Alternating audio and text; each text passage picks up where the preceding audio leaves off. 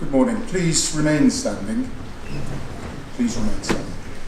We gather today, as we do each year, on the school day closest to the 11th of November, to remember and to pay our respects to the millions of people who were killed or injured in the two world wars and in more recent conflicts, fighting to defend our way of life, our democracy, and our freedom.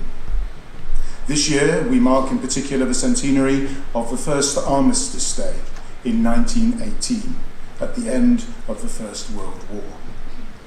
To begin our service, we remain standing to sing our first hymn, the Remembrance Day hymn, O God, our help in ages past.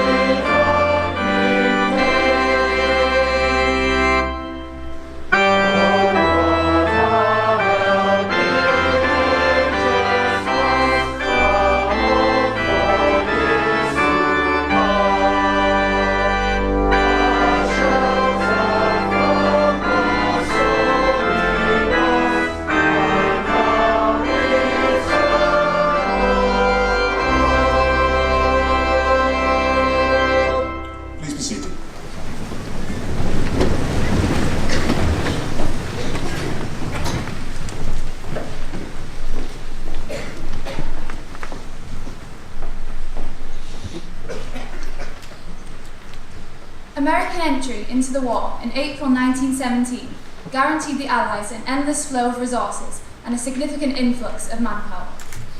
In late 1917, the Allies had secured victory at the Third Battle of Ypres, following the capture of the village of Passchendaele. However, this had come at great human cost. With over 300,000 losses on the British side alone, the objective was only achieved after 3 months of bitter fighting in horrific, muddy conditions.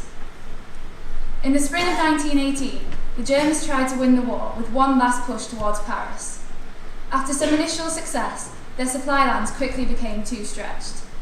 In order to carry out the new storm troop tactic, the fast-moving German soldiers were lightly armed, but that meant that they needed equally mobile supply trucks to keep up with them.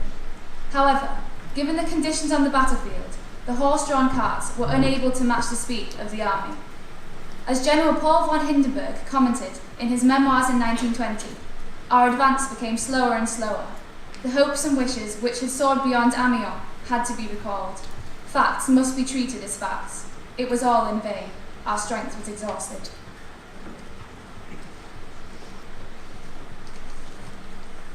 General Ludendorff called August 8, 1918, the first day of the Battle of Amiens, the blackest day for the German army. An official German army report stated that, as the sun set on the battlefield, the greatest defeat which the German army had suffered since the beginning of the war was an accomplished fact. 27,000 Germans had been killed. On September 26th, Supreme Allied Commander, French General Ferdinand Foch, ordered the beginning of the final push to win the war. The Americans, having flanked out the St. Mihiel salient on 12 August, advanced in the north against Sedan. The Hindenburg line was breached at many points, and German casualties increased rapidly. The soldiers knew that an Allied victory was in sight, and the collapse of Germany's allies Bulgaria, Turkey, and Austria soon made matters much worse for Germany.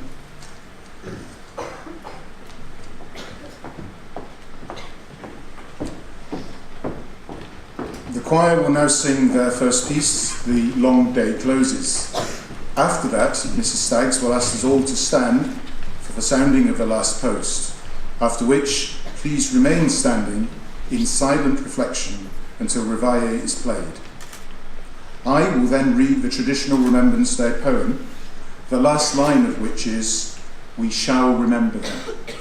Please repeat that line after I have said it. First the choir, The Long Day Closes.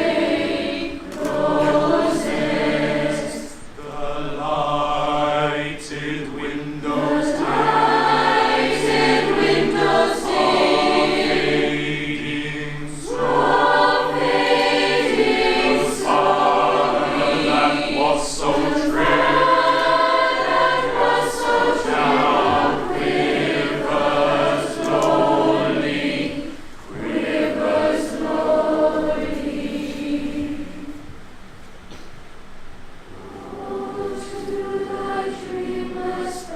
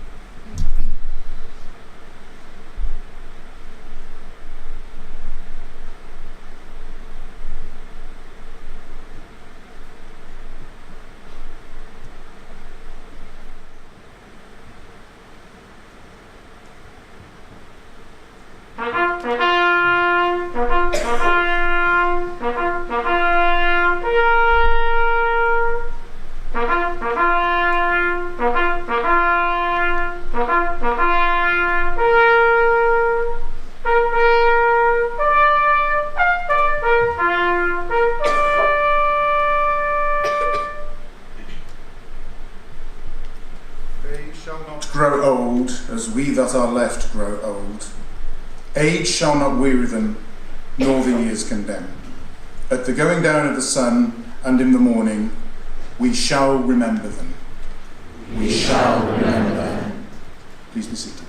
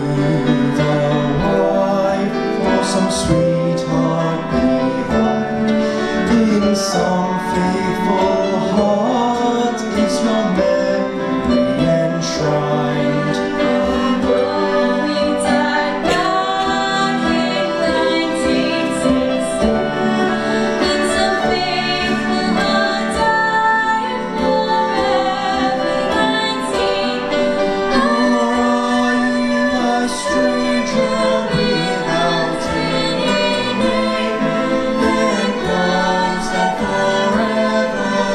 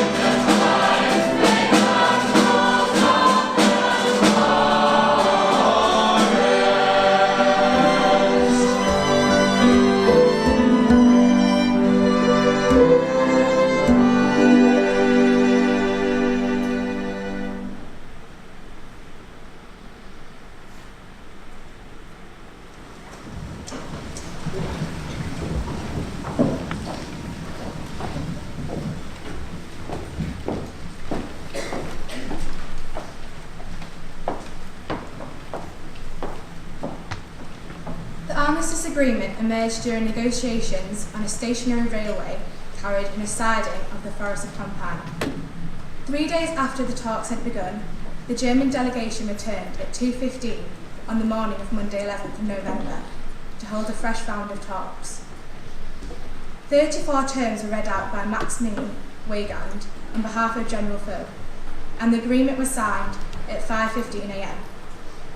The first of the terms was cessation of hostilities by land, and in the air 6 hours after the signing. So the act of the signature set the timer ticking for the end of the war. In Cambridge, on Monday the 11th of November 1918, a merry mob of students went wild, smashing windows and throwing books and paintings into the street. Crowds cheered and danced energetically, and cars careered about, heaped with people who were trying to make as much noise as possible. The Cambridge Daily reported that the world seemed to have turned upside down. In London, large crowds started gathering in Whitehall, outside Downing Street, at 10:30 in the morning.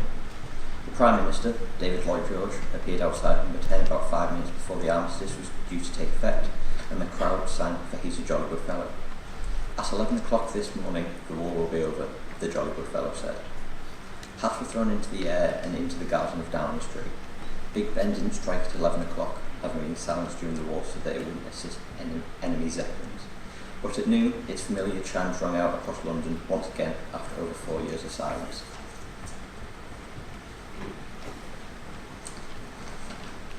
Not everyone received good news on November 11th, 1918. At noon in Shrewsbury, a telegram arrived to tell Wilfred Owen's parents that their son had been killed in action. For Owen's family, like many, it would be impossible to celebrate the end of this futile conflict. In particular, northern towns such as Bradford and Accrington, Middlesbrough and Newcastle, where young men had joined the Pals Battalion early in the war and gone on to perish in the Battle of the Somme in 1916, celebrations must have been bittersweet. In 1918, the vast majority of the British population perhaps felt that the sacrifice had been worth it. The war was justified with the phrase, the war to end all wars. But the First World War released all sorts of demons and plagues on the world. The war left Europe's economy broken for a generation. It brought an end to the social and economic achievements of the Victorian and Edwardian eras. Mass unemployment, poverty, and destitution were the result across the continent.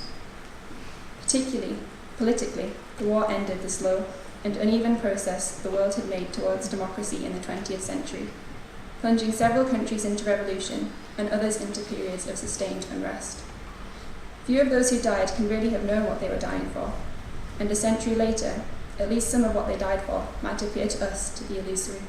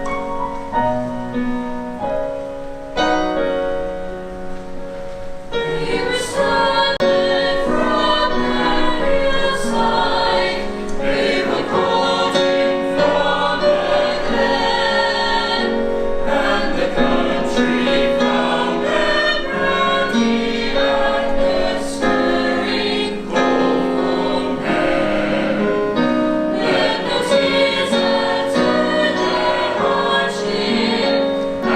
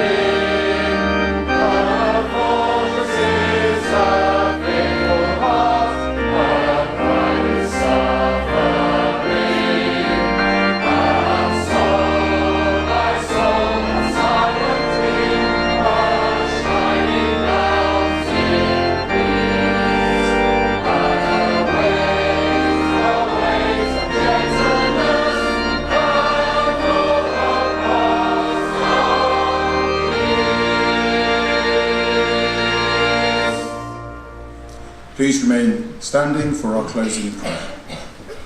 Grant, O God, unto all your people freedom from hatred and suspicion, a desire to live together in peace, a respect for the views of one another, a true regard for your whole word. And may your peace be with us all forevermore. Amen.